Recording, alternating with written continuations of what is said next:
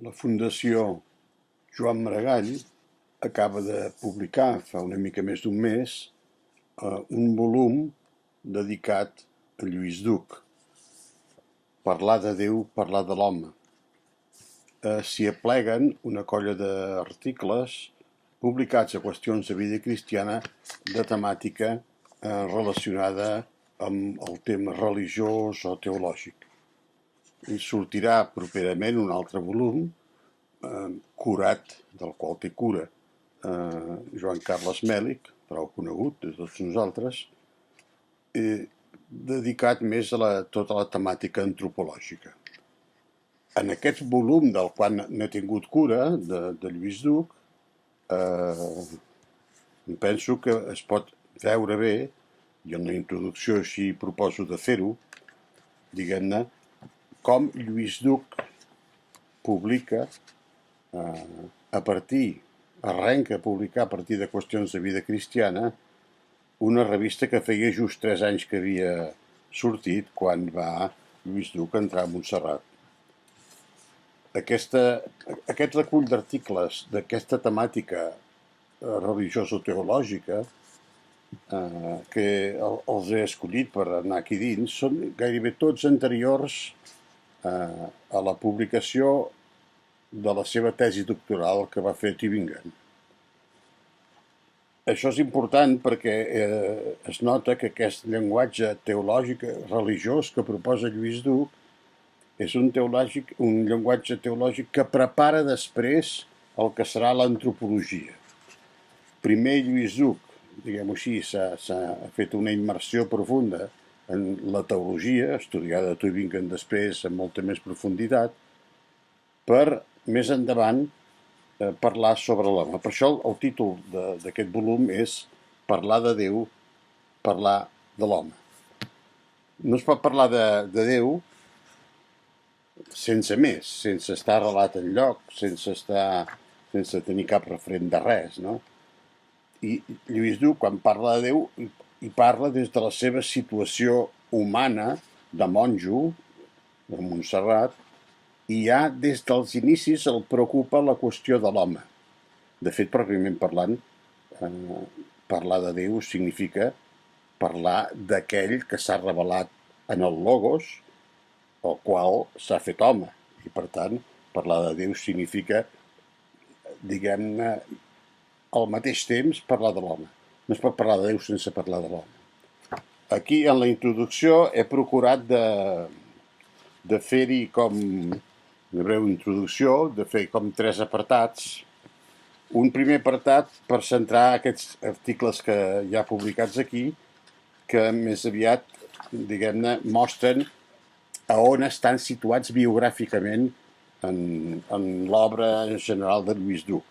Cal saber una mica l'itinerari seu intel·lectual que fa pròpiament a partir de Montserrat.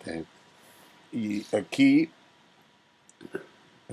és fàcilment visible com l'impuls donat per alguns de Montserrat i totes les lectures que ha fet a Montserrat de grans teòlegs, de molt grans teòlegs, que després ampliarà quan estudi a fora, l'han ajudat a configurar-se un pensament. Lluís Duc és un dels grans autors que ha tingut Europa.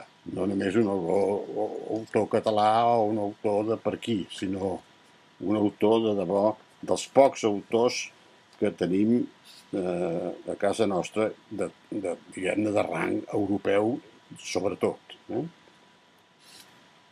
Aquí, en un segon apartat, en la introducció, només n'hi ha 3 apartats, en un segon apartat mostro com Lluís Duc, que sempre es planteja la qüestió de si ell, però què és filòsof, és teòleg, és antropòleg, agafant d'ells, i proposo simplement recollir una colla de textos d'ell mateix que ens explica el que és i com això, diguem-ne, s'ha esdevingut en ell, com acabem clarament veient que Lluís Duc s'entén finalment com a antropòleg. Per això ja s'ho planteja a l'inici d'estudiar teologia, és a dir, que la teologia ja la troba immersa en l'àmbit humà. No es pot fer teologia simplement fent volar coloms a l'aire sense incardinar-la en l'home. Al final Déu s'encarna com a home. I per tant aquesta qüestió és una qüestió important. Aquí hi ha una mica de debat aquest i finalment el que faig és fer un tercer apartat on analitzo aquest parlar de Déu, que és parlar de l'home, aquest parlar de Déu en Lluís Lluc, com s'ha anat elaborant i quines coses de fons diu. Aquí dic repetidament que Lluís Lluc, al final de la seva vida, ha dit que el seu pensament està ben resumit, estrictament ben resumit, en un llibre que ell té com el llibre seu, que és Un extraño en nuestra casa, publicat per Herder, i del qual se n'ha fet poc ressò. Aquest llibre, que és recomanabilíssim de llegir, per entendre què està fent Lluís Lluc, ens mostra com ha evolucionat la imatge de Déu fins avui. Aquest és un tema de fons.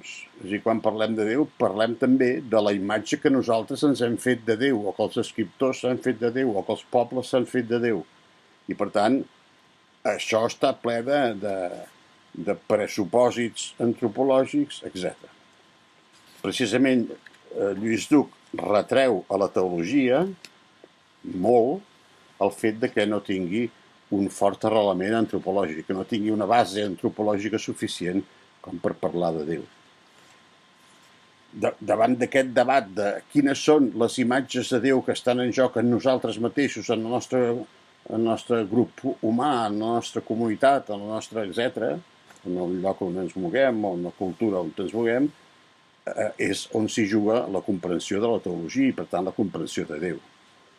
Em sembla que en aquests articles el lector gaudirà profundament de tornar a rellegir o llegir per primera vegada una colla de temes que els gaudirà d'allò més, perquè toca molta temàtica des de la visió religiosa estàndard fins a tota la problemàtica de la modernitat i el llenguatge religiós, com amb la modernitat topa o passa, o com tot això es va esfigurant.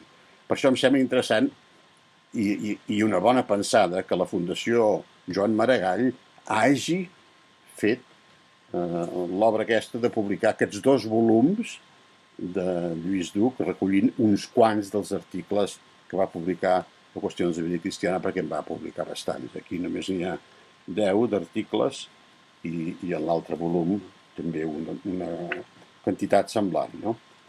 Doncs amb això em penso que queda ben recollit i ben explicat el que val la pena, per dir-ho així, un llibre d'aquests que l'hagi publicat la Fundació Joan Maragall.